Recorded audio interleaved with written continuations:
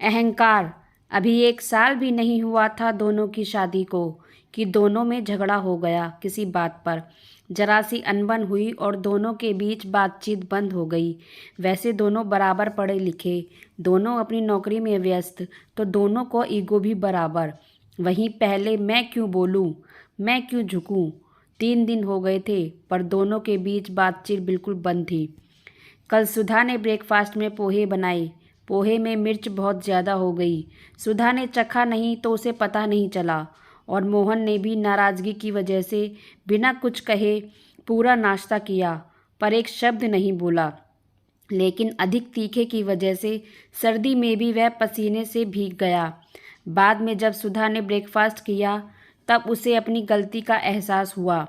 एक बार उसे लगा कि वह मोहन से सॉरी बोलना चाहिए, लेकिन फिर उसे अपनी फ्रेंड की सीख याद आ गई कि अगर तुम पहले झुकी तो फिर हमेशा तुम्हें ही झुकना पड़ेगा, और वह चुप रह गई।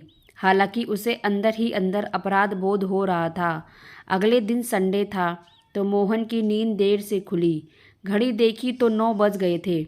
उसने सुधा की साइड देखा, वह अभी तक सो रही थी। वह तो रोज़ जल्दी उठकर योगा करती है, मोहन ने सोचा। खैर मुझे क्या। उसने किचन में जाकर अपने लिए नींबू पानी बनाया और न्यूज़पेपर लेकर बैठ गया। 10 बजे तक जब सुधा नहीं जगी तब मोहन को चिंता हुई। कुछ हिचकिचाते हुए वह उसके पास गया। सुधा, 10 बज गए हैं, अब तो जागो।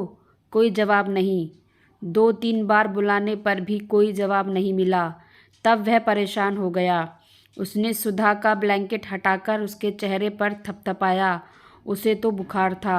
वह जल्दी से अदरक की चाय बना लाया, सुधा को अपने हाथों का सहारा देकर बिठाया और पीठ के पीछे तकिया लगा दिया। उसे चाय दी। कोई दिक्कत तो नहीं कप पकड़ने में, क्या मैं पिला दूं? मोहन के कहने का अंदाज में कितना प्यार था। यह सुधा फीवर में भी महसूस कर रही थी। मैं पी लूँगी, उसने कहा। मोहन भी बेड पर ही बैठकर चाय पीने लगा। इसके बाद तुम आराम करो, मैं मेडिसिन लेकर आता हूँ। सुधा चाय पीते पीते भी उसे देख रही थी। कितना परेशान लग रहा था। कितनी परवाह है मोहन को मेरी।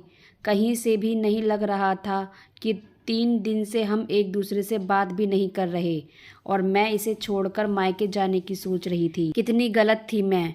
क्या हुआ? मोहन ने उसे परेशान देखा और पूछा। सिर में ज़्यादा दर्द तो नहीं हो रहा? आओ मैं सहला दूँ? नहीं मोहन, मैं ठीक हूँ। एक बात पूछूँ? हाँ बिल्कुल, मोहन ने सहज भाव से कहा। इतने दिन से मैं तुमसे बात नहीं कर रही थी और उस दिन ब्रेकफास्ट में मिर्च भी बहुत ज़्यादा थी। तुम बहुत परेशान हुए, फिर भी तुम मेरी इतनी केयर कर रहे हो, मेरे लिए इतना परेशान हो रहे हो क्यों? हाँ परेशान तो मैं बहुत हूँ।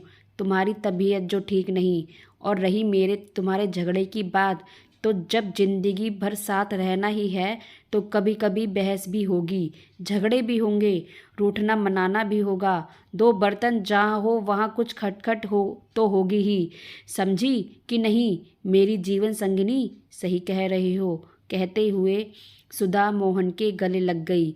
मन ही मन उसने अपने आप से वादा किया, अब कभी मेरे और मोहन के बीच ईगो नहीं आने दूंगी।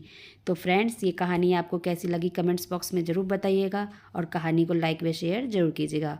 और चैनल पे नए हैं तो सब्सक्राइब कर दीजिएगा और हाँ, बेल आइकन ज़रूर दबाइएगा। कहानी सुनने के लिए बहुत बहुत धन्यवाद।